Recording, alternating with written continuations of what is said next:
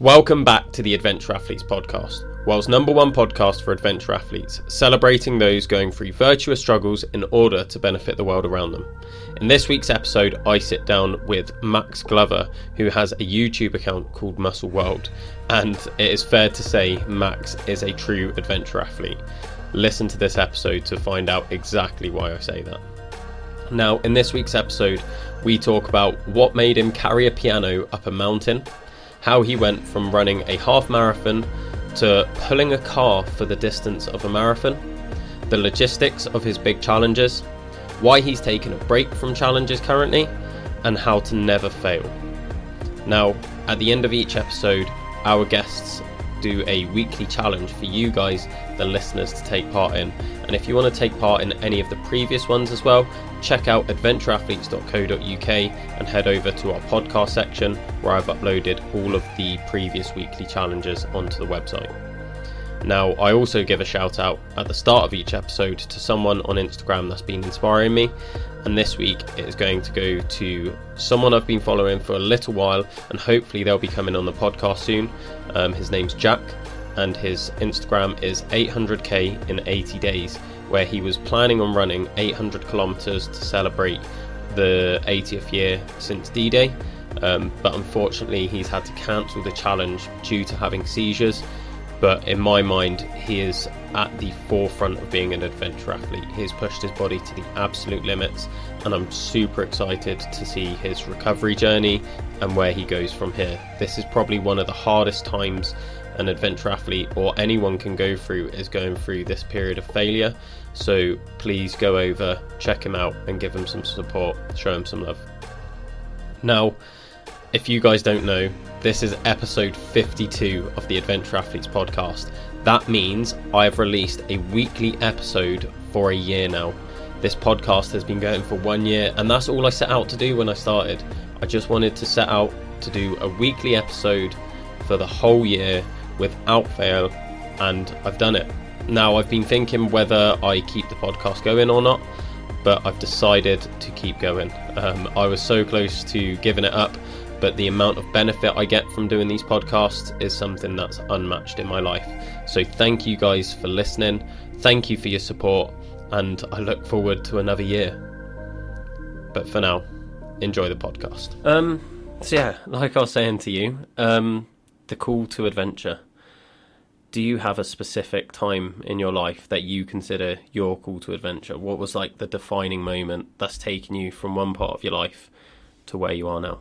I think it's been, for me, a series of phases. So I could start off from when I was a kid, potentially, or moving on to an adult, perhaps is the most pertinent one. When I became an adult, I joined the Marines, so I would have had a call to adventure. Before that, I imagined to get to that point, but what was a lot stronger was after I left the Marines, and I kind of struggling a bit, stressed mentally, financially as well. So I needed that kind of call to adventure to... I felt I was missing something from my life. I had a bit of a hole. I was really struggling, a bit of a dark place. And so having that kind of call to adventure then, where I was doing fitness, I was doing training, I was doing challenges, it kind of brought that back. So I'd say that would be my my call to adventure. Yeah. What specifically made you get into the challenges? So you said you was in the Marines and then you left. Like, what was the moment where you was like, I really need to do something here? Was there like a particular time? Was there feelings you was going through? Yeah, I just felt like shit. I was trying to keep up the same kind of lifestyle I had in the Marines. So we were super fit. We trained all the time in the Marines, but we also partied hard as well. So we were smoking, we were drinking a lot. I don't think it's like that in the forces these days as much as it was, but we were going for it. We were spending all sorts of money, spending a whole paycheck on alcohol, drinking every night, going out training the next day. It was no problem because we were so fit. We could come back at 3 o'clock in the morning, 4 o'clock in the morning, and then be running up a mountain the next day at 8 o'clock in the morning. And there was no issue. If you were puking at the top or whatever, you'd still get on and do it. But then when I became a civilian, then it was, you can't really do that. You can't last long doing that in civvy street. So you've got to adapt, and I had to adapt. But it took me a while, and it was tough adapting. So I still had that kind of mindset, that kind of, I was still training. I kind of slowed down my training because I wasn't having to do it. But with work and drinking and partying and smoking, I just ended up going down a bit of a dark place. I was working all sorts of hours. I was working 2 or 3 jobs because I just didn't have the money, because I got myself into a load of debt from said drinking and smoking and partying. So I kind of had to stop all that somehow. So I remember it distinctly, actually. I was having a drink in a pub, in a beer garden, having a cigarette, and I just went, I'm going to do the half marathon. Put my cigarette out, put my drink down, and left. And that was that then. And I didn't touch the drinking or the cigarettes then for quite some time. I gave myself 3 months then to train for the half marathon and the Men's Health Survival of the Fittest, which was an assault course in Cardiff at the time. So that was kind of quite a defining moment there, where I did that and said, enough's enough. And it didn't solve my problems, with finances. It made me feel a hell of a lot better. But eventually, I think it was kind of the start of getting me out of that hole, pulling myself up out of this hole, and then things like the finances and stuff like that, they kind of started to fall back in order after I got my life into order through fitness, through challenges. Yeah. So your first challenge then was just a half marathon? Yeah, so it was the Men's Health Survival of the Fittest was the first one, but that was kind of a warm-up for the marathon. So it was like my first ever kind of challenge or race as a civilian. So it was quite interesting, actually. Yeah, I found. And then going from your half marathon, there must have been like a lot more that you've sort of done in between, because I've heard about some of your challenges, and to go from half marathon to, for example, like we was just talking about, pulling a car for a marathon. Yeah. So that's quite a jump. There was a jump. So then I was actually that was 10 years apart from my half marathon to when I did that marathon. So my first marathon, my only marathon, was done pulling a car. But a lot happened in that time. So like I said, I'll pull myself out of the hole. I did the half marathon, got myself real fit, real good into running. But then I kind of looked myself in the mirror and thought, I've lost a hell of a lot of weight. And a lot of that was through stress and not eating properly, not being able to afford to eat properly as well, not being able to afford a gym membership. So there was a kind of lot of that going on. So I had a lot of muscle mass when I was in the military, but I just kind of shrank, and I got to the lightest I've been in quite some time. And I kind of looked at photos of myself and I thought, I'm not really that happy with how I look and how I was performing well. I was fit, but I didn't really like how I looked. So then I went, right, let's go to the gym, started building up, started bulking up, and I started doing all sorts of things that way. So that was kind of a period then over the next sort of 10 years where I was mainly into bodybuilding, and I was focusing on security businesses, and then I transitioned into fitness, and it was I also worked for the emergency services as well, so I was real busy with just work and training at that point, and travelling through work. And then that was when I kind of went to the emergency services, and that was when I created like my videos, social media videos and things like that. And I think I always kind of had that, I need to do something. I was sitting down a lot in the emergency services, 12-hour shifts, 10-hour shifts, an hour commute either way. So I was finding I was sitting down a lot. So I was still keeping up my training and my gym, but I just wanted something else. I was stuck in a room, plugged in like we are now, but to the 909 system. So I just kind of needed to be doing things. So that's when I started doing challenges. And they started off small challenges, stuff I could do in the back garden or whatever, pistol squats challenges or press-up challenges, just little things like that. And then that was when the bigger challenges started coming. I started copying the military fitness tests and started building them up. And then I started doing other harder challenges, building them up. And there was other YouTubers doing it as well. So it's kind of like we was a bit of a kind of competition going on amongst each other, trying to get a better video, trying to post a better time than what the other ones were doing. So it was a bit of a fun, really, but also trying to build up the social media, build a business, and also trying to make a little bit of money at the same time by doing something I enjoyed. So the first kind of major challenge I did was 120 pounds for 12 miles, I think it was, over a 12-mile mountain range. So I carried 120 pound rucksack. That was kind of the first one. And then when I did that, somebody commented and said, look, why don't you do these challenges and raise money for charity? So, okay, and that's how it kind of evolved then. And that's when I started picking the bigger challenges, like the marathon with a car. And there was another one I did before that, which is quite hard actually as well, which is I did a 12-mile run carrying 45 pounds.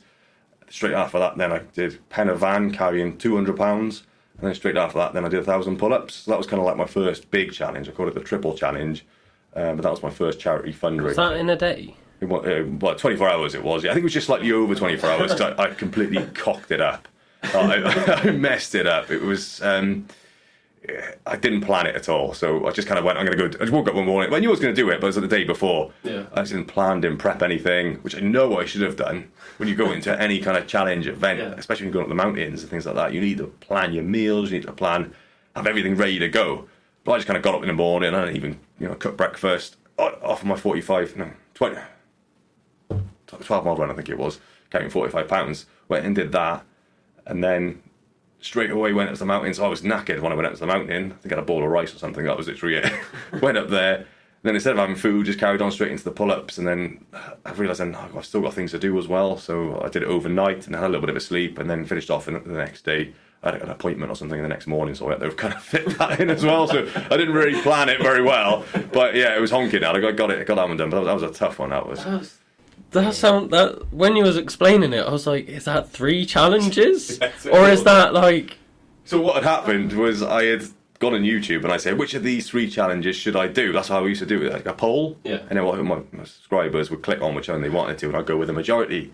I put all 3 down, and people were like, 12-mile ruck with a weight in 2 hours. I think it was just kind of a copy of the Parachute Regiment, one of their fitness tests. Yeah. So either a 10-mile or a 12-mile, I can't remember. It was a few years ago, might be 10 mile, whatever. Most people were clicking on that, and then a few people were saying, they do the 1,000 pull-ups. And then one guy just commented and said, do all 3 in 24 hours. And I was like, fuck off. I went in the shower, and then I was lathering myself up in the shower, and I just thought, you know what? Do it. Go and do it. So I went on there, applied to him, right, okay, I'll do that on my next day off, which, was like, went to work for, I think, 3 days or something, and then went and tried the challenge. So not even any prep for it either? Just... No prep. No, that was what I did for my challenges back then, was I wouldn't prep for it. So I'll do my gym workouts, my bodybuilding style training, and then I'll go, I'm going to try this. And that was what the fun of it was. I was going to try something I wasn't training for, I hadn't trained for, I wasn't going to be good at. And that was what I enjoyed about it. It was just fun. There was no pressure. It was just like, I'm probably going to fail it, but I'll give it a good go.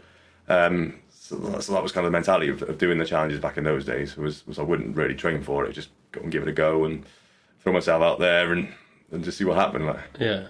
As someone that has done 1,000 pull-ups in 24 hours as well. Oh, you've done it as well, have you? I've done 1,000 pull-ups in 24 hours. There you go. Good on you. It's not easy. It's not at all, no. I'm curious to how you broke it up, and then I'll tell you what I did for mine, because mine was stupidly brutal. And similar to you, I didn't train for it.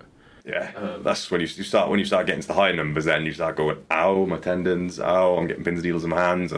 But I started that about 6 o'clock at night. I think I started at 6 p.m. So I just got back from Penavant. I had planned to go to McDonald's in Merthyr on the way back down, because I was living in Cardiff at the time, Cardiff Bay. And I was going to stop off McDonald's, fuel up with loads of Big Macs and quarter pounders, and that was a plan to get back there and go straight into it. But the queue was so big in McDonald's, I just thought, I can't be bothered again. I'm starting a lot later than planned, so I got back about 6 o'clock. I was like, right, here we go. Started off strong. I was just doing I think 4 every minute or something like that. And then I just crashed then after about 8 o'clock, 9 o'clock, 10 o'clock, where I just hadn't eaten anything all day.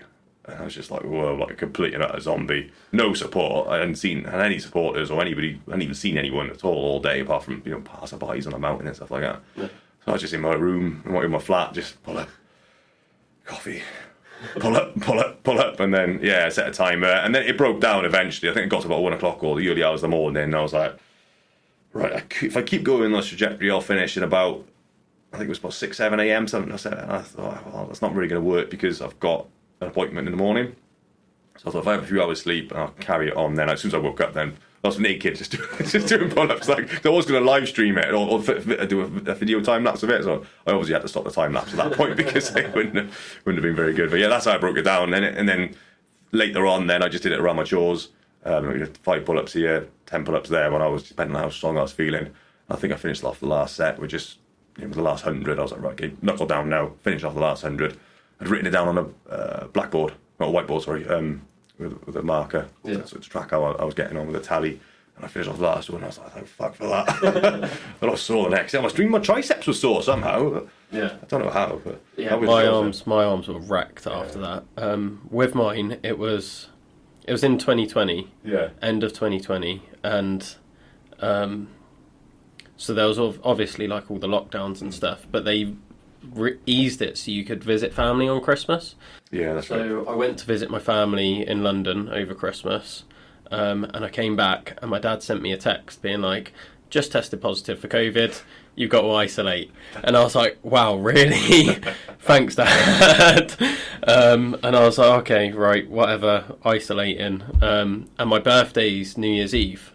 So I was then isolating on my birthday, and that's the one day of the year where I'm like, I'm taking this day to do something that I love doing, usually out in the mountains. And I was like, I can't go anywhere. Like, I'm isolating, I'm stuck at home.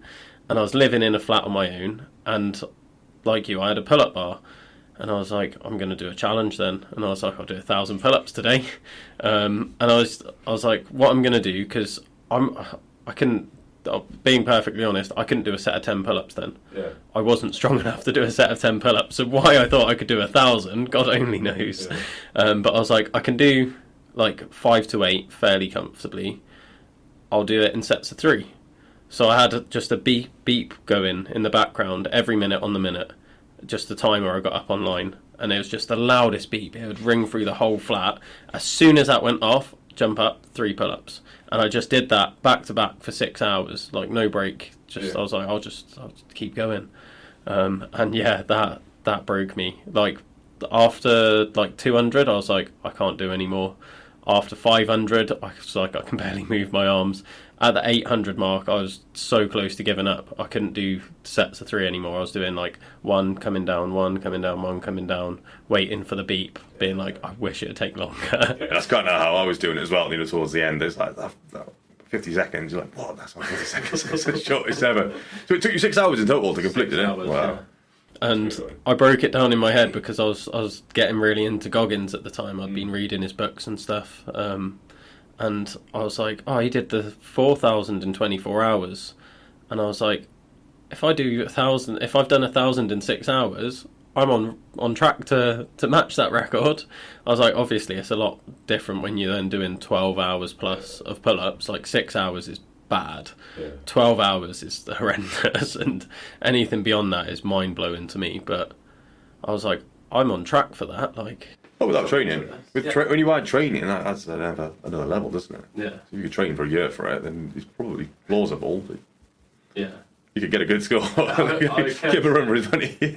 I have thought about revisiting it at some point, but there's so many challenges I want to do that I can't commit to that. It'll just take too long. Yeah. But yeah. Are you going to revisit it at all, or you're like, no, I've done it. I'm good. Yeah, I've done it. No plan to, but you never know. You never know. Sometimes things will just pop into my head and I'll go, yeah, I'll do that. No, unlikely. I've done a lot of the bodyweight stuff, and I think I'm done with that. Like I've done just for shits and giggles, 5,000 press up challenge, just 1,000 as quick as I can. Like back in the day, I'm talking when I was probably in my early 20s. I think I've done all that now, so I'd rather do other things. Usually involves carrying things or pulling things or lifting things. Those are kind of where my head's at with challenges. That's what I think I enjoy. I enjoy pulling things. I love pulling the car. I loved it. So I could do that every day if I wanted to. Yeah. But if I could. But it's like your issue you've got with the tyres, finding a place to do it. Yeah. You've got to, with the cars, you've got to have someone steering it as well. So you're having someone to steer it and having someone safe to do it. But I don't know. It just feels great pulling stuff. I mean, the gym I go to used to have a sled. Yeah. I used to love pulling out. They got rid of the sled now. So that triple challenge has like baffled me. Like not training and then doing 3 insane challenges that, like, I did the 1,000 pull-ups as a standalone challenge and I didn't train for it, and you did 3 of them back to back without training for it. Like, how do you get yourself in a place where physically and mentally you're able to just be like, right, I can do that? Well, I think I didn't train specifically for it. I was still training, so I think I had that fitness. So whether I was lifting weights mainly at the time, I was doing pull-ups and things like that, so I could do a little bit more than you. I think you said you did 5 to 8 quite comfortably. I was probably doing 15, 16, 17, those sort of numbers, so I was doing them regularly, weighted pull-ups, so I had the strength. I did a lot of squats and things like that as well, so I had a bit of a base strength. Doesn't really go too much for rucking, long distances though, but I don't know, I just think it's just you do it, don't you? With stuff like that, you just do it. If you can physically do it, if you can physically do one pull-up, if you can physically lift the weight that you're trying to carry, then it is just a case of not stopping. Or it's a case of doing it in small chunks. It's a case of going, right, I'll walk as far as, that bit of bush or whatever over there, and I'll put the pack down, I'll have a rest, and I'll pick it back up when I go again, and you can just leapfrog all the way. So it just takes it down to how many breaks you can do. And then, so you broke down to one pull-up, so all you've got to do is that one pull-up 1,000 times. You've done 1,000 pull-ups. So you've just got to take it like that, and that's how I've known with those challenges I could do it. When I did the marathon for the car, I did 13 days of training for that, because I booked it and they said, right, yeah, we got a Saturday, it's in 2 weeks' time. I was like, shit, I've got no preparation at all for this one. So every day I pulled the car. The furthest I pulled the car for was like 2 kilometres. But I knew if I can do 1 mile with it, well, there's nothing stopping me from doing that 26 times and then just doing a little bit more, and I've done a full marathon. So it's just having that attitude, I think, that just, you can do it. If you can physically move it, you can physically pull it, you can physically pull yourself, then you've just got to repeat it. And it's just repetitive, turn the mind off and just go with it. Yeah. How do you sort of set your challenges then? Because if you're just seeing it as, I'm just going to do this small bit of training of like, I can pull a car 2 kilometres, so I can pull it for a marathon. Where does the ambitiousness come from? Where do you be like, no, I'm going to do a marathon with it?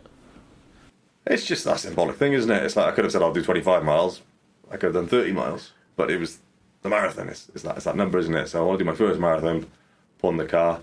So the next thing would be like an ultra marathon or something like that. It's to be kind of symbolic, I think, really, isn't it? Of having that distance. Just like I suppose it's you with your tyre, you're going to do a marathon. You've chose that number because it's a universally recognised distance. Yeah.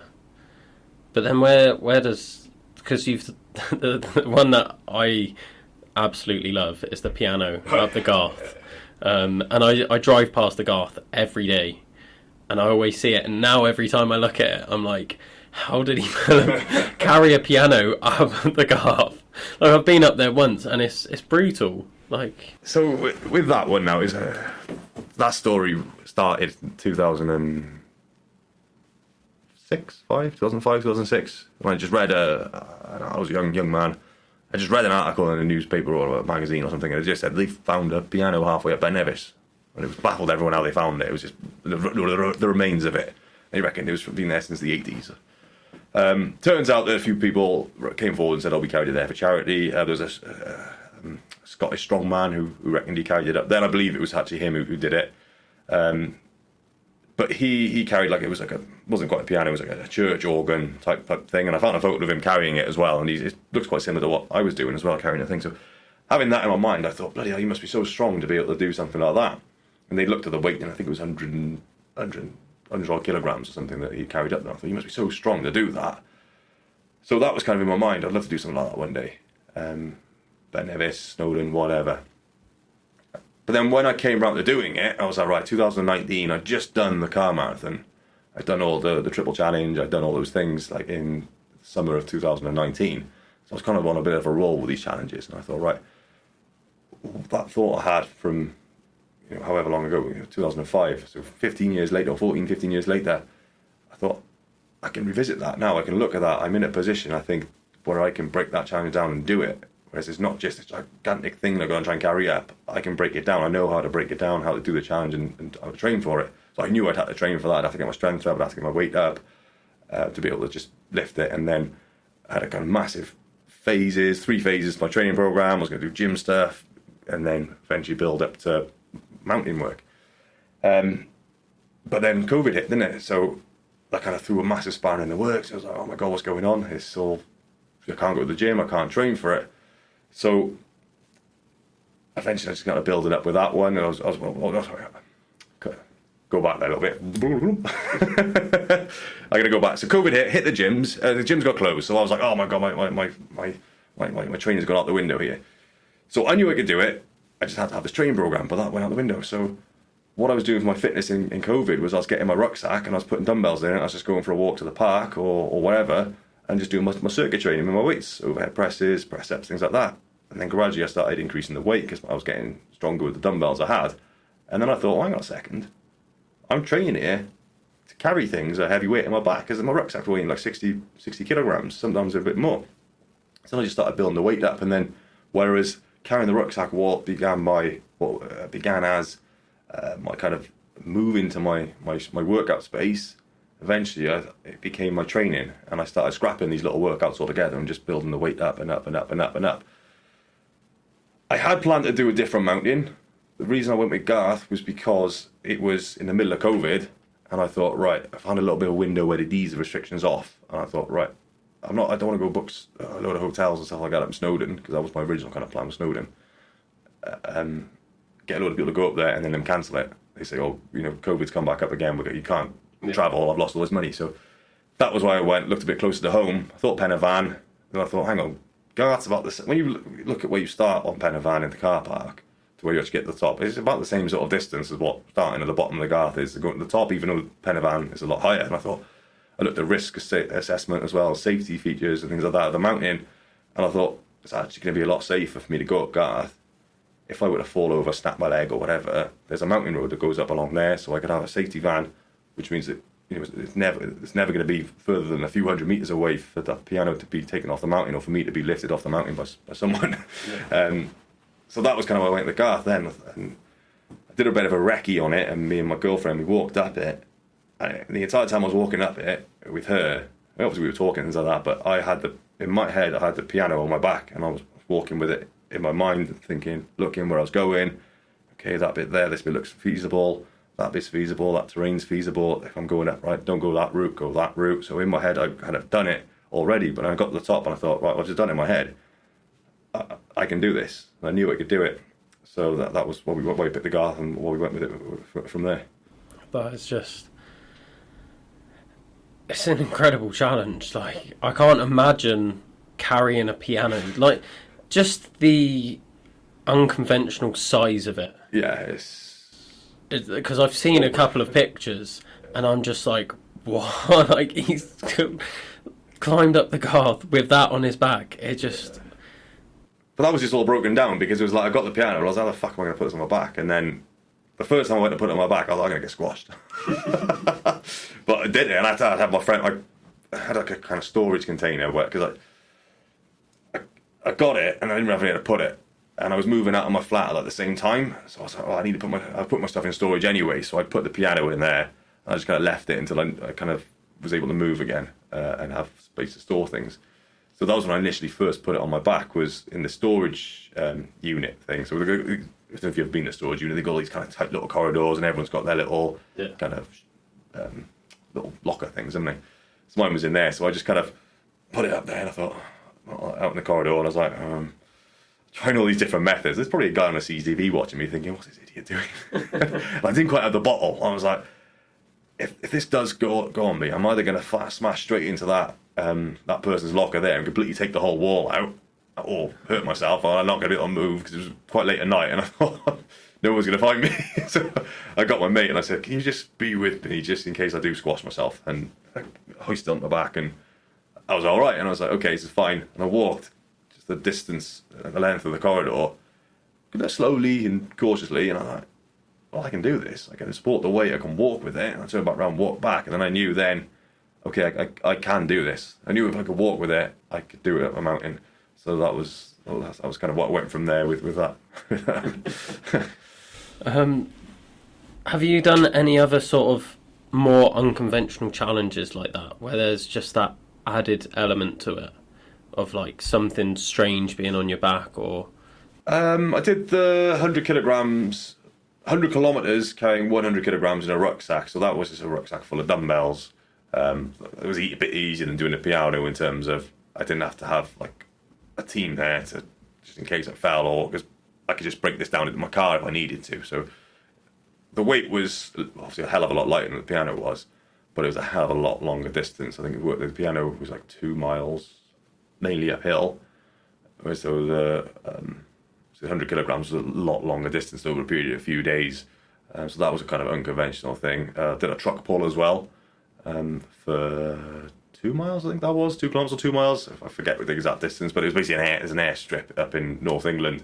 I just basically pulled it the entire distance. It's one of the longest airstrips in the UK. Just pulled it the distance. It's pretty much flat, so you did that. That was a tough one, but it's good doing the unconventional stuff, because when you do it for charity, people kind of notice it a little bit more. Yeah. Whereas when I did the rucksack stuff, the triple challenge, that's £200 a pen a van. Even though I was really bloody hard, nobody really cares. People were stopping me, and same with the 100 kilogram for 100 kilometers. I was dying at one point. Like, I was walking like that, and I was struggling. My legs were starting to buckle. I was huffing and puffing, and it was digging into my shoulders. And like, I was just kind of looking for walls and stuff to lean on, if I, just to kind of rest and because you cut your blood supply off that sort of way. And just shake the arms out, let the blood flow go back to the arms. People walking past like, "You okay, mate? You're right. Oh my God!" Or "You'll carry on. You'll keep going." All that stuff, and then they eventually might start talking to you. So, "What have you actually got in there?" 100 kilograms. "Oh, fuck off! No, you haven't." "Yeah, 100 kilograms. I got 4 dumbbells stacked on top of each other." "Oh, whatever. Do you want to go?" "Oh, yeah, go on." And it actually, people were actually trying it. "Oh, fucking hell! Here's 100 kilograms." So that was kind of the unconventional nature of that one, but.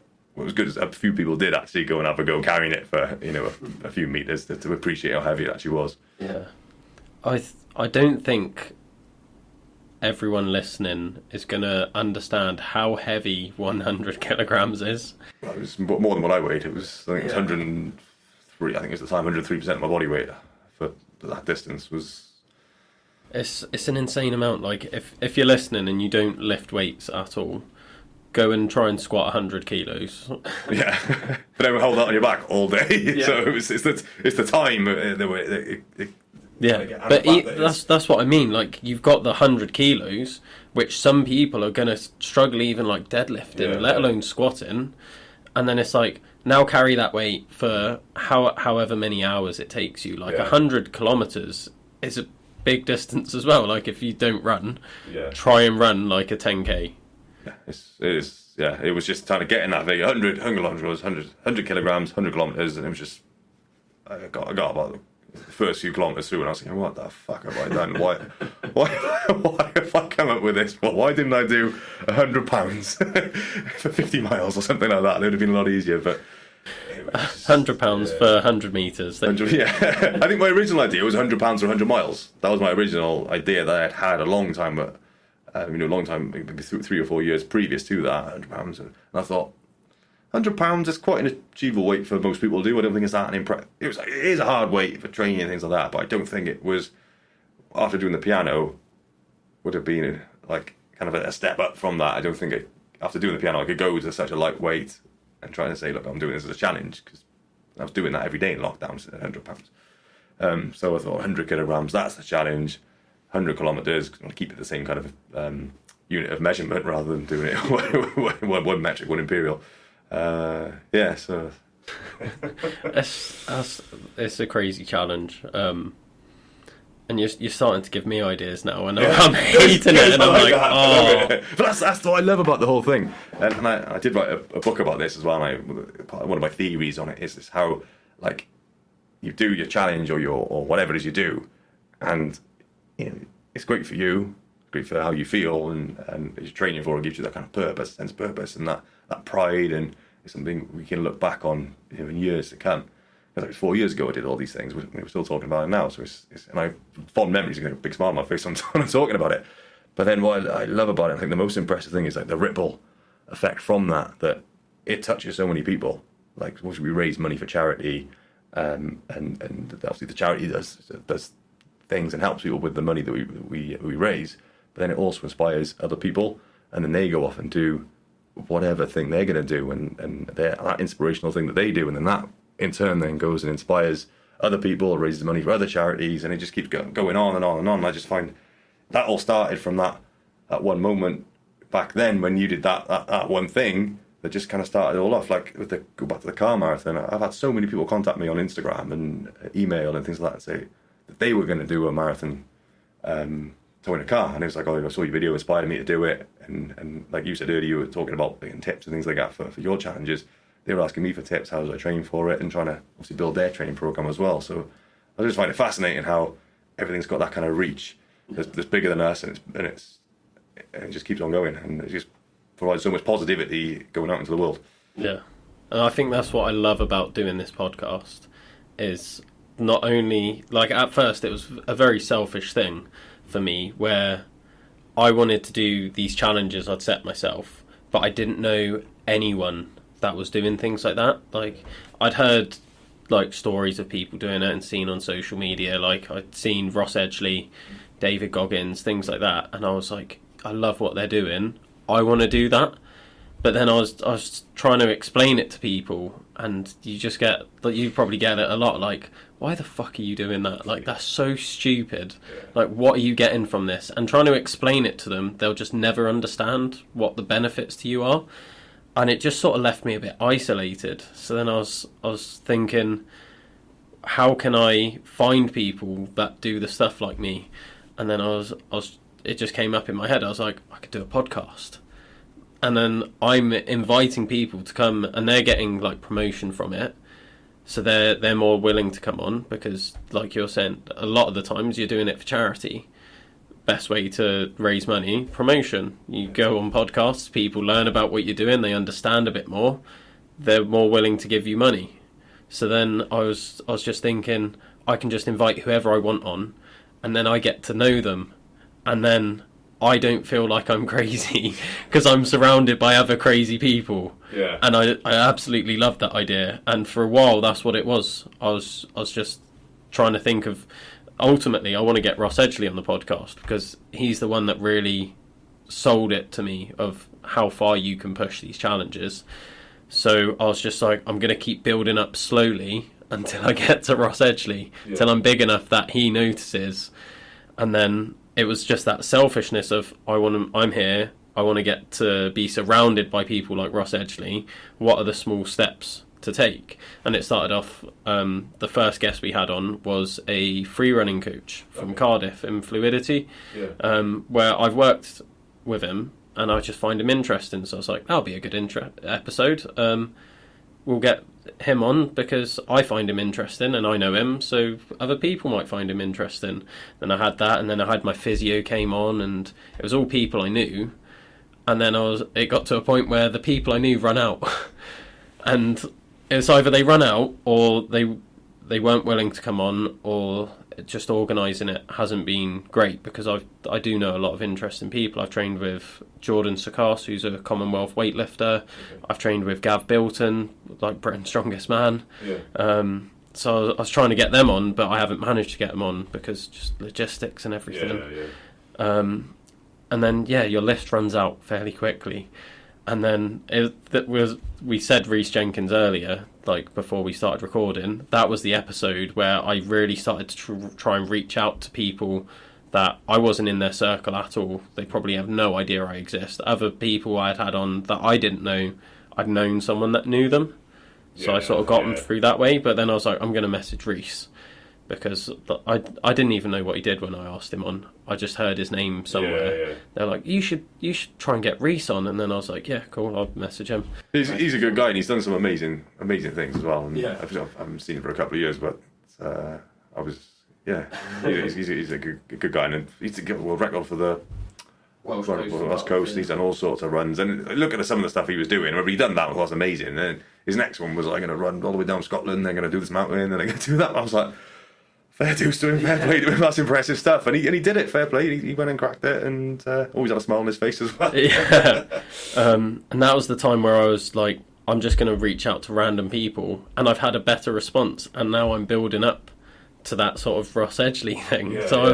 Over the past year, it's like changed my life, the people I've met, and like having people like you on, where you are just as into it as me, and like just talking to you beforehand, I was like, he gets the challenges. Especially when you said, yeah, I don't train for him, I just rock up and do them. I was like, that is 100% me. And it's just amazing how much of a difference it makes having those right people around you to do these things. It's interesting you say that, because I've always been quite isolated, and I've always enjoyed being isolated as well. You said it yourself, you felt isolated at the time. Like, I've always enjoyed being that kind of in the shadows type person. So when I think we weren't filming when I was talking about when I started social media, and I wasn't telling anyone I was doing it. I was just going off and doing it. Like, I kind of like that, but you've kind of got to get to the point where you've got to be comfortable with saying to people, I do this as well, and I do that as well. And it is quite difficult to do. And then you say, explain to people. But when you start doing a few of them, it gets to the point where people just expect it from you. So after I'd done when I did the marathon, a lot of people go, why the fuck are you doing that? Like, what are you doing it for? You're never going to do it. Or, no, you're not going to do that. And all the kind of negative stuff. But then when I went into the piano stuff, the piano one, complete reversal. It was like, oh my God, he's going to go do this. Everyone's going to do this. Everyone, newspapers are coming along. He's going to do this. This guy from Cardiff is going to do that. And I was thinking, oh, fuck, the pressure went, vroom. Because with the marathon, I was being told I'm not going to be able to do it. So I had to go prove them wrong. Yeah. But now suddenly I've got to prove all these people right. And it was just kind of a really weird kind of shift of balance in the whole thing. But especially for somebody who is kind of generally wants to keep themselves to themselves. Yeah. It's a bit of a paradox as well, really. You want to keep yourself to yourself, but then you're on YouTube, you're on Instagram, you're on podcasts, and you're doing all these things, throwing yourself out there, but you're an introvert at the same time. So it's a bizarre kind of world. But then you do meet people like yourself who I think we do share quite a bit in common from talking to you. Yeah. And we do like the challenges. We've done fairly similar things and ideas and tackle them in a kind of similar way. But it's a bizarre thing. It is interesting to meet people. Yeah, and you've obviously met a lot of interesting people through doing it. Like you've met Reese, for a start, who does incredible things. Terry. Like, I've got a lot of time and respect for Terry. Do you know Bob Thomas as well? I'm assuming you do. I don't know him. I know of him, again, through Terry. So he's kind of been I think he's quite a social person, Terry is. So he knows a lot of people, and he's great at dealing with people, great at talking to people, great at arranging things, and he's super positive, and he's got all this energy and drive. He's a family man as well, but he works in other jobs as well, but he does his own training, but he's got this time he's created the Rockman brand. With all these challenges, podcasts, clothing range, fitness books, DVDs, things like that as well. So he's done a lot. But he's very good at getting people together, from what I've seen. I met Reese through him. I think I kind of knew of Reese because we were all from Penarth originally, so I knew Terry from school. So, but he had those kind of connections, and anyone who I've kind of met, really, generally gone through him. Majority have actually been through him because. I'm normally just do it by myself. And I've done a couple of on YouTube collaborations, and a couple of those where I've reached out to people. They've been few and far between, but most of my things have been met through Terry. Yeah. Do you find a benefit of having people like that around you? Saying that you're quite isolated, but do you see any changes within yourself from knowing Reese, from knowing Terry? Like, do they push you harder at all? I think at the time, yes. But again, because I've gone back into kind of my family circle now, where I'm very focused in that area, I'm not really socialising or dealing with anyone. But I don't need it. Yeah. I'm very self-motivated. I'm very much, I want to do this, I'm going to do that, and it doesn't matter what other people are doing or what other people are saying. So I don't think it has much of an effect on me. The only effect, it would be a positive effect, but it's not a negative effect when I don't have it. Does that make sense? Yeah. I get the positive. Yeah, I think that's what I'm trying to say there. So I get the positive from it, but I don't need it. Yeah.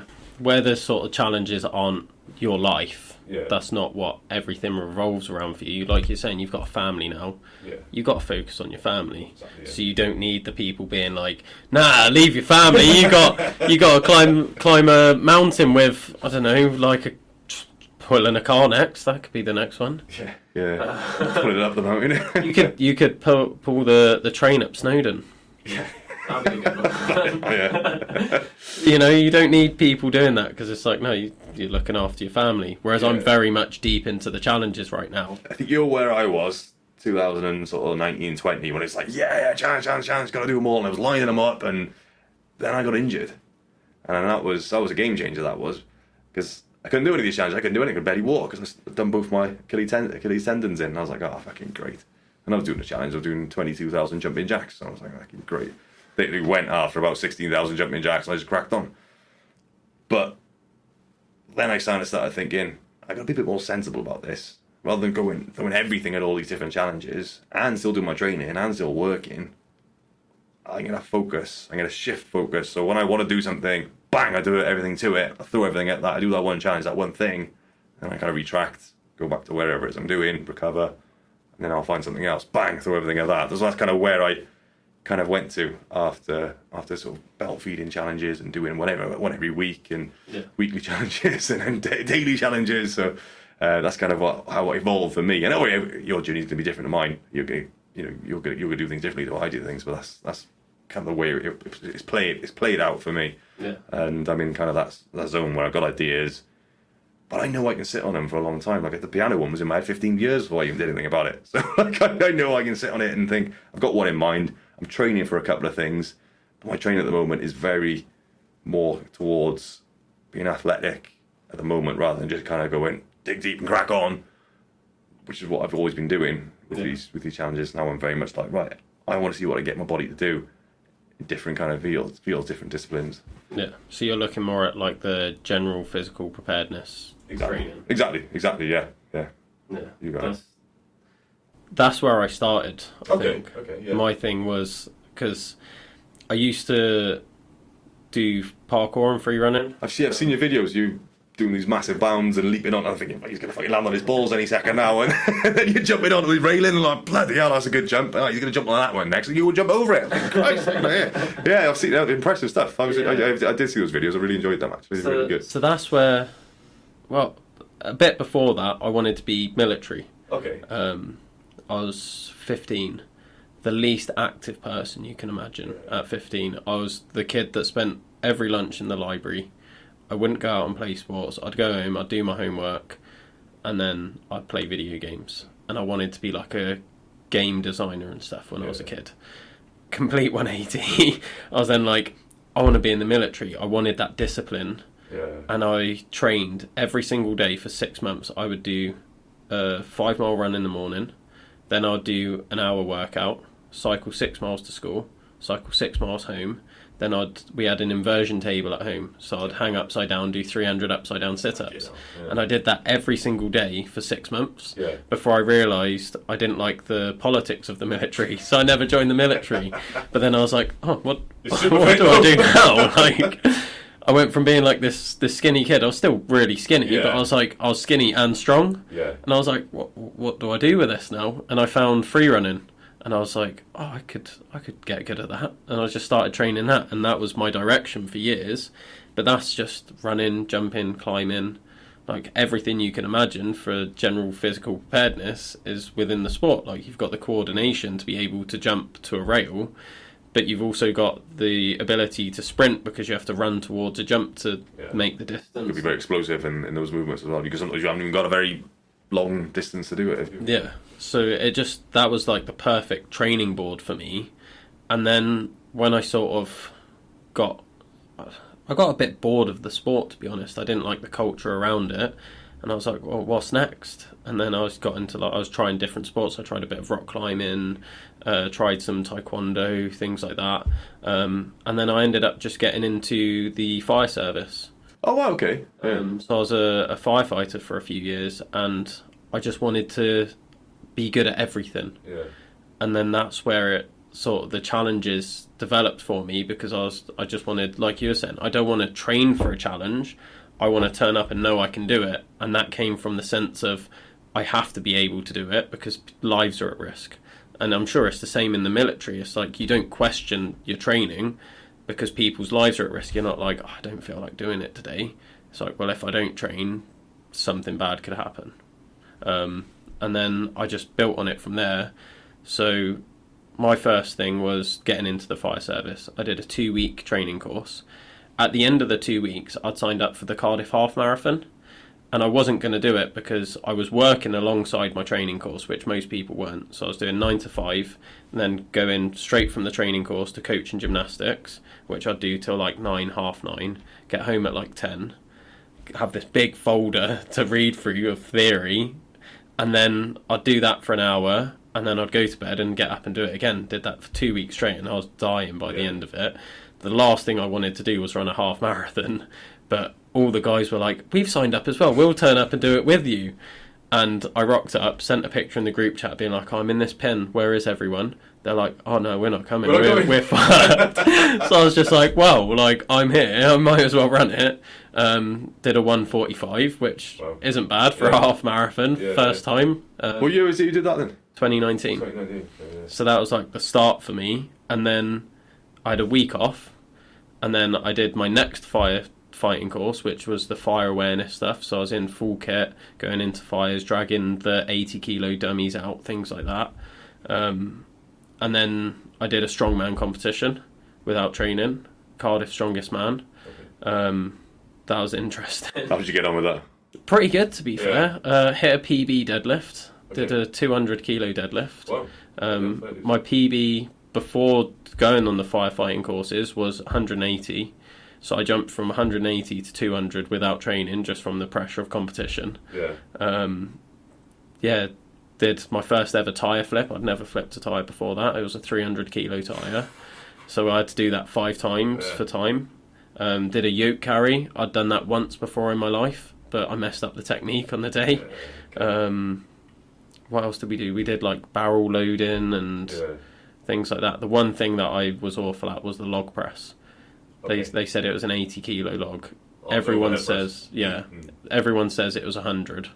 Because of the weight of that, when you lift a barbell, the weight is perfectly centered going down. With the log, it's away from your body. Have you ever tried to lift a real log, like out in the woods or whatever? It's all over the place, and it's like, and it's the same with that, isn't it? It takes it away from your body, and it's so much more challenging for your core as well. So I didn't manage that at all. Like the starting weight, I didn't manage. the weight goes up as So it was similar to the deadlift, where you'd have a set weight and then they'd jump up 20 kilos and you'd have to do it, and I couldn't do the starting weight.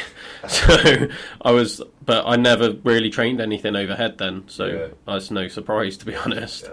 So I did that strongman comp, and then 2 weeks after that I did my first ultra marathon, which was 30 miles, starting in Merthyr, running up to Penavan, over Penavan and back. Did that within 1 minute of the cut-off time, because again, I hadn't trained for it. It was just, I wanted to know that I could go from one thing to the other, like running fast to running far with a strong element in between. I was like, I can just do this because I've trained to be able to do anything. And that's where the challenges started to come in. That's where I started noticing like Ross Edgley, David Goggins. And I was like, I'm going to set myself these challenges. COVID kicked in, so that put a spanner in the works. At the time, I was training to do a marathon in full fire kit under air, which is like an additional 40 kilos. And I was like, I could be like first person to do that. Like a lot of people have done it carrying the stuff but not under air, or they'd like swapped out parts of the kit, like the boots were too heavy, and I'm like, that's a shit excuse. That's what you've got to do properly. If you're doing it, do it properly. So then that had to stop because you couldn't train under air during COVID because you got to share the masks and stuff, and I was like, fair enough, like it's a respiratory disease. And then I snapped my ankle in half then. So then I was 6 months non-weight bearing. At the end of that, when I came out of the boot, is when I did the 1,000 pull-ups, and then I did nothing for 2 years, and it was last year that I started doing it again, and now I've gone overboard, all out with it. So you said 12 challenges. Where are you now? I'm on number 3 with the Tyre Marathon. So I did a 50-mile barefoot walk across the Brecons, and I did Welsh 3000s, so the 15 tallest mountains in Wales in 24 hours. How was that? First time I tried it, failed, like miserably. Because you've got the Snowdon Massive, then you've got the Gliders and the Carneddau. I did the Snowdon Massive, which is 3 mountains out of the 15. Got to the base of the 4th, which is the start of the next section. I was done. My mates basically dragged me to the top of that mountain, and then I was like, I literally cannot do any more. They were like, oh yeah, like it's over there, that's where we're going. It's like this big horseshoe, and I was like, there's no fucking way I'm going over there. I was like, I'm going back to the car, boys. And then we went back and smashed that first bit, got up that mountain feeling fresh as a daisy. I was like, I've got this in the bag. And then I was like, we're only going over there, and we did the horseshoe, got to that bit, and then because you can see the ridgeline and you can see different mountains, I thought that they were the 15, and I got across them, and my mate was like, yeah, so this is the next mountain. That's one. It counts as one, does it? It was like, those ones are ones, they are mountains, but they're not over 3,000 feet. So it's like, they don't count, you're just doing a ridge line to get to this one. And I was like, I really thought that this was the end then. I was like, I thought that was too easy. And then, it got ridiculously hard then. We did it fully self-supported, so we're carrying like sleeping bags and food and stuff with us. which most people will do it like almost like a trail marathon, and they'll be dropped off, run it, get picked up at the end, and it was like, no, we're sleeping. Like, we slept the night before at the train station on Snowdon. So it was a rough night's sleep going into it, and then we slept we found a little bothy, like an emergency shelter. There's a few of them dotted around over there, isn't it? Yeah, and it was just, there was like sheep shit everywhere. We just ended up sleeping in the sheep shit because we was just too tired to care. And then we had to hike back like 10k the next morning to get back to the car. So it was like, it's not easy either way. But yeah, so the second time managed to do it, which thank God, because I don't want to go back again. And then next is the tyre flip marathon. When are you going to do that then? August, if the logistics pans out. Because I reckon I've got the world record already. Like, I could rock up and do it now. In my head, I'm that confident that I can do the world record. To do the marathon, 100% need more training. Like, doing the maths, I'm like, this is going to be horrendous. But it's just the logistics of, like we were saying with Guinness, I've got to get a track, I've got to get people to come and watch. Although it has to be on an athletics track, they somehow want me to do a 24-hour video recording without any stops in the video. So I can't change cameras or anything. I don't know any cameras that can record for 24 hours straight unless it's plugged into the main. So these are the things I was thinking of, and I don't care about it. I really don't care about these, because when you do a 24-hour challenge, it's long. You do a live stream, could be an option, maybe. It's just getting the power to do it, which I'm not even worrying about that till I've got a venue. You need a support team, I think, if you're going to be doing stuff like that. Someone else to worry about that. So that you can just focus on your challenge and then just get somebody, a close mate or something. Like, this is your job. That's what I did with the piano. I gave her a list of jobs. It was all okay. She sent a thing. Terry was involved. I just sent out a list of jobs. People, you're doing this, you're doing that. This is the plan. If this happens, we're doing that. If that happens, we're doing this. If I break my ankle, we're doing that. Everything was in there.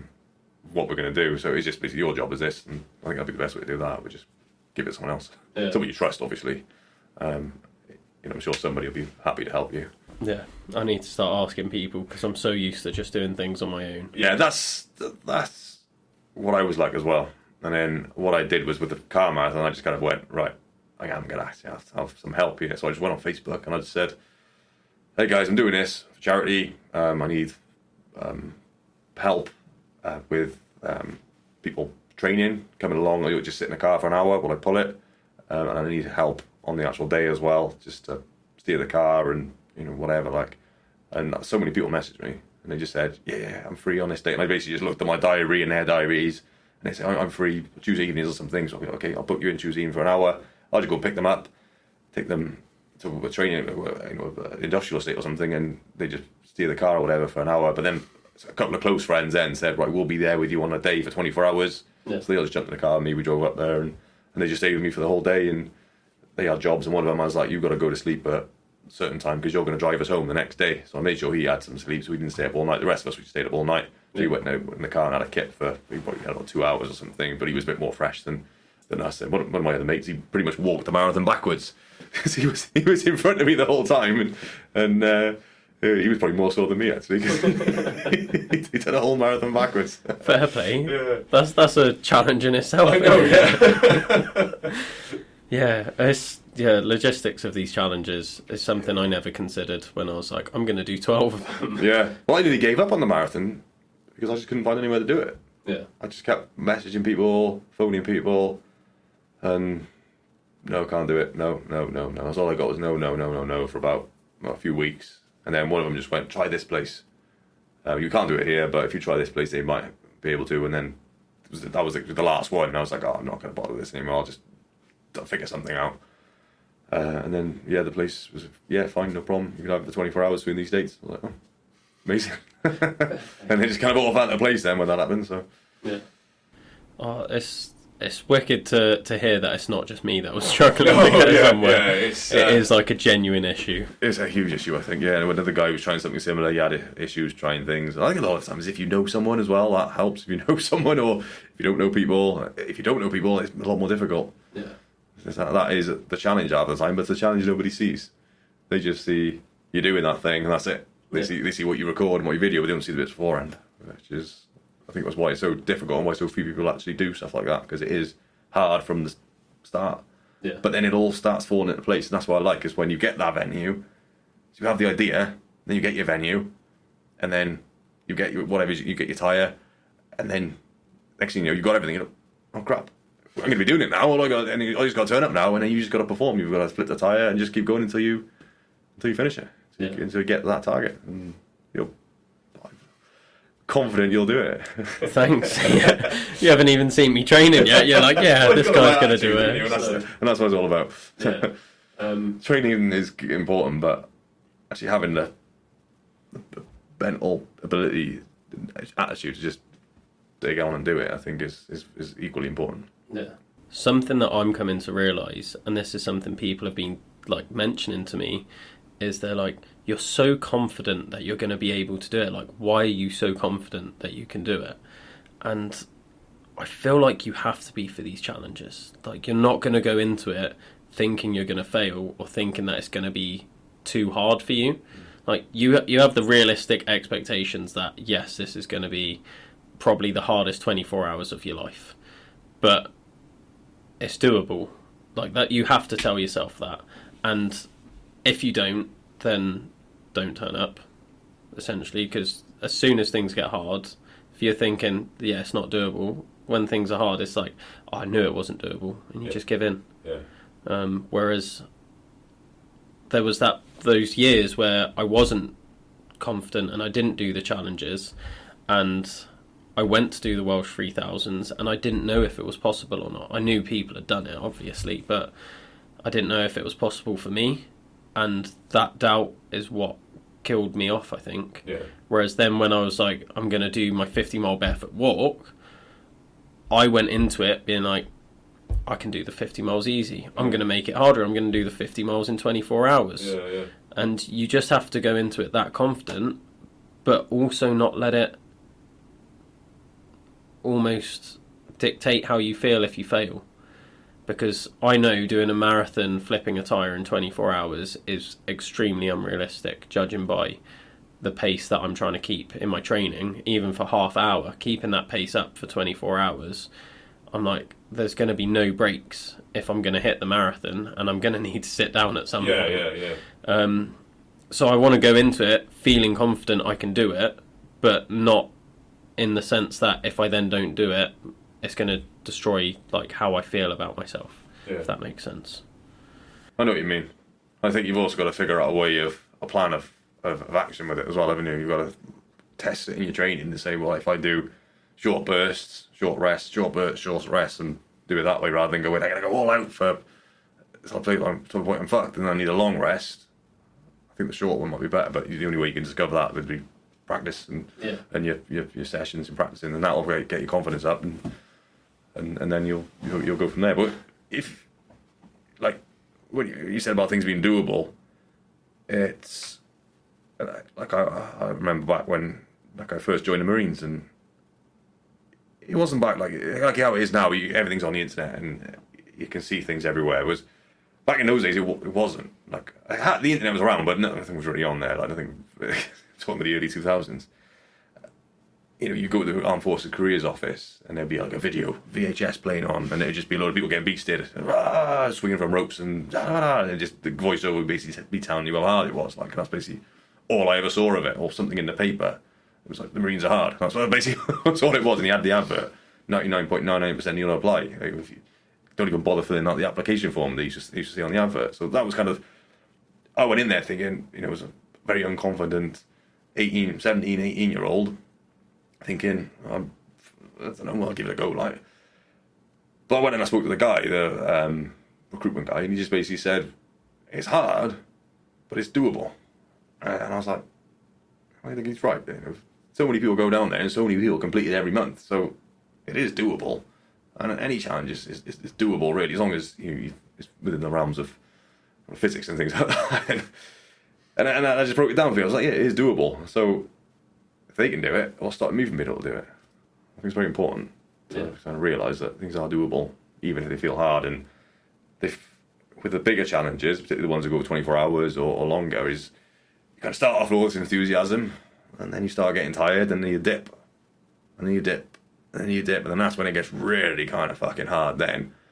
But it's that point when you've got to go, fuck you, come on, let's go, crack on, and then you get towards the end's in sight, and you suddenly get this extra strength again, then you can just kind of keep going with all this extra power, and that's, well, I've just found they've got that curve in all of them, so it's just being able to recognise it. When you get through halfway through your marathon of doing the tyres, halfway through your distance, you're going to be flagging, you're going to be fucking, I've got to do all that again. But then you know then that at some point, if my theory's correct anyway, you're going to have this sudden surge of energy towards the end where you're just going to get it out of somewhere, and you've got that ability to just keep pushing. As long as you know you've got everything right, and nutrition right, and you're pacing right, then yeah, just get it done then that way. Have you ever failed one of your challenges? Failed as in like the little, like when there's been a time cap on some of them. Like when I've gone, I'm going to copy a military challenge or whatever. I failed a lot of those because I've not done it in the, like I did try the SAS fan dance with 67 pounds or something like that. And I was way after, but I hadn't ran for bloody donkey's years. Like I did the distance non-stop, but I was way behind the cut-off thing. Yeah. I failed in that respect. But I've never, the ones I've set myself, I've never kind of failed as in I've given up. I've never gone, oh fuck this, I'm stopping. Like I can't do it. Like sometimes I wish I had. Like when I did the 22,000 jumping jacks one, I didn't stop on that one, and you can tell by the end of it, I'm not even doing a jumping jack. I'm just kind of, I'm just kind of hopping because my Achilles tendons weren't working, so I was just kind of hopping on the back of my heels rather than the front of my feet because they weren't working. So I was just kind of bouncing more than anything. But yeah, I probably should have gone. Enough's enough here. I'll do squats or something instead. But no, I've never, since I've been doing the challenges, if I had to just go, no, I have to stop this now and give up, or yeah. I've never done that. So I think that's something a lot of people deal with. So I was just going to wonder how you approach that, but you've not had to deal with it. So I dealt with a mental failure before the piano one, though. I defeated myself before I went out there because I was in a position where I was very, very good at lifting weights. Like the rucksack on my back, I was very, very strong throughout the summer. And then I just caught the flu or something, or the illness, and I was really, really unwell in a weeks running up towards the challenge. And I had this training program in my head that I was going to do. I was going to build it all up. I had a niggling injury in my Achilles tendon as well. And it was around about the same time that all the newspapers were going, yeah, this guy from Cardiff, super strong Max Glover, he's going to do this thing, he's going to do it. And I was like, oh, fuck. That's the pressure was on now, like, and I felt like a fraud, like, because I was like, I could barely get out of bed, like, I was sniffling, I could barely carry my rucksack, I carried it up a local hill. And I was like, fuck, I felt heavy. And there was only about 140 kilos in there. No, 140 kilos in had in it. So in the morning before the piano, then I was doubting myself so much. I was just like, I can't fucking do this. Like, there's no way I'm going to do it.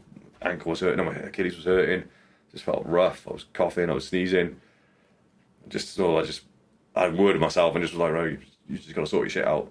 Did my routine, my warm-up routine. I think I went in the bath and just kind of sat there. I may have had a cold bath. I can't remember. I was doing a lot of ice baths at the time. I can't remember if I used that then. I used to use ice baths as a kind of mental kind of grounding, zone myself like. So I kind of had that mental defeat beforehand. I was able to deal with it that way, as in get into routine, get into warming up, and then went and did it. So yeah, I've never actually kind of stopped and gone, no, I can't do it.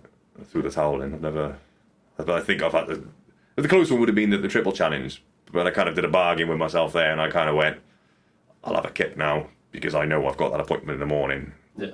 Like, so I just kind of wasn't very strict. There wasn't cut-off times and things like that. So, you know, it could quite easily have gone. I'm not going to bother. I could quite easily have done that on the Pen y Fan bit, because when I was walking down, I was just like, this is fucking crazy. Like, no one's going to know if I take these dumbbells out, put them in that bush, hide them in that bush, walk up to the top, video myself, walk back and then pick the dumbbells up. No one's going to know that, are they? I could have done that. But it was so difficult to not do that. But I said to myself, you've got to fucking do it. There was no question in my mind. But a lot of that's come from the military, because you weren't allowed to do stuff like that in the military. Because people would sometimes do that.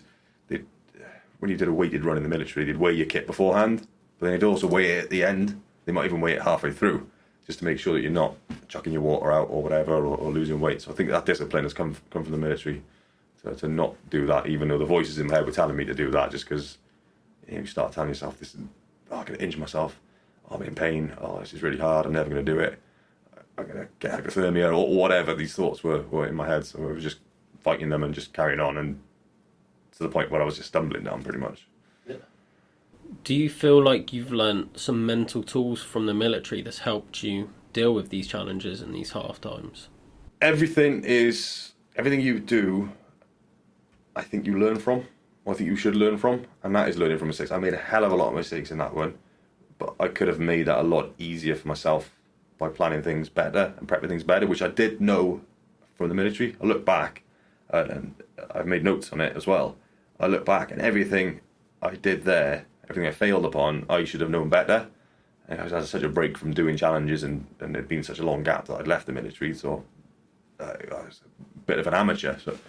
But you've got this toolbox where everything you do, as long as you remember it, as long as you do it, you complete it, goes in that toolbox, then you can apply that tool then for whatever situation you're in. And I think that's just how we've got to approach challenges, life, training, anything really. Any kind of time something comes up and you deal with it, as long as you remember how you dealt with it and then learn from it and apply it to future scenarios, that's the way ahead in my opinion. What would be the 3 most useful tools in your toolbox then for when things get to, you said about there's that rise in enthusiasm and then there's that dip. When you're at that bottom of that dip, no matter what it is, because it's going to come in life as well. Yeah. What are the 3 most useful tools for that moment that then help you push through rather than just giving up? I think if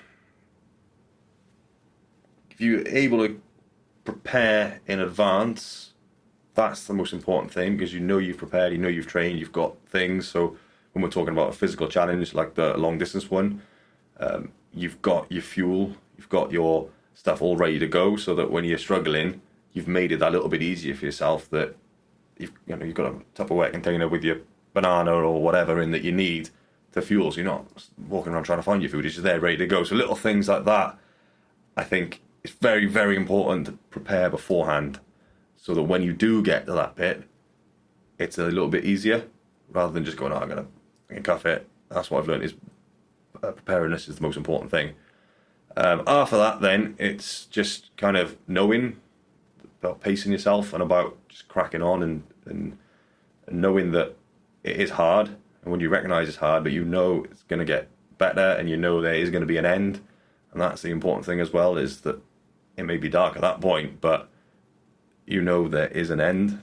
Like when I did the car marathon, there was a point in the middle of the night where I was like, this just seems to be going on forever. This track just seems to be going on forever. And eventually the sun came out, and when the sun came out, I had this renewed energy, and then I knew, hang on a second, I've only got to go around 2 more times now. I've got a few more. So I just said to the guys, this is the plan, we're going to go around here, and then we're going to go around again, and then we're going to run up there. And they were like, oh, okay, let's go. Boom. And we just finished it, and that was how, excuse me, we ended on a high. So I think it is just recognising that things are shit, but it's a roller coaster. And that's life in general as well, is a roller coaster. You have good times, you have bad times, but it's just trying not to lose sight of the fact that it might be bad, there will be a better time. Like, I remember times I've been down in the dumps, really low, real bad places, and I could have ended it. You know what I mean? If I had the, if I could have done, like I may have done. But if I had have done that, then so many things, like all these things we're talking about, we wouldn't be having this conversation now. My son wouldn't exist. Our relationships, things wouldn't have happened. So even though I was in a shit place there, all that good has come from by taking the two options. One of them was jump off a cliff. The other one is just carry on and things will get better, and they do get better. But again, it's up and down, constantly up and down. So I think it's just having that kind of confidence that things will get better. Yeah. No, I think that's a really good point to start wrapping this up. I think that is a very powerful message. So I don't want to go on too much longer after that. Okay. Now, something I do at the end of every podcast, like I mentioned to you, you're the first person that's had a briefing knowing that this is coming first. Okay. We're talking about preparedness, aren't we? Yeah. I'm intrigued to see what you've come up with. the end of each episode, I get the guest to set the listeners a weekly challenge. So, what is your challenge for the listeners this week? If you'd asked me that about 4 years ago, I would have said, okay, we're going to do 500 burpees followed by 200. Nothing like that now, because no one will be somebody out there who will go, well, I'm already doing that. Or it'll be not applied to someone, or half of them probably won't even do it. But my challenge is to just, whatever it is you're doing, training wise or in life or whatever it's doing, just try and find a way to add another dimension to it. So say we'll talk about training. If we're talking about training, say you're a runner, for example, try and add something that you're not doing that could benefit you. So perhaps weight training, or perhaps mobility, flexibility, yoga, or something along those lines, or some kind of meditation or whatever. Just try something that's different and that will add another depth or another layer to your training. Try it for a few weeks and just watch yourself. Only maybe one session a week. You don't need to go all out on it. Or if you're doing weight training, add a bit of cardio, and then just watch yourself get that little bit better at that as your body adapts over the next sort of few weeks. And you should start to feel renewed enthusiasm, and also, hopefully anyway, benefit to adding that other layer and become a better performing individual in general. Amazing. I love that challenge. That is, a great challenge, because like you said, the others are so specific that either they're going to be too easy, too hard, or just not, people aren't interested. Like if you're just like, 1,000 burpees, how many people are going to be like, woo, yeah, let's do 1,000 burpees? They're probably going to be like, no, fuck off, I'm not doing that. So yeah, I love that side. And hopefully something people could benefit from as well. And that's the reason I say that's because something I've done quite recently as well. And I've started adding a couple of little things in just at the end of the session or a separate day, and I'm really enjoying it. And it's a fun session for me now. But it's also relevant to my training, so that's why I wanted to leave it up to the viewers or the listeners to decide.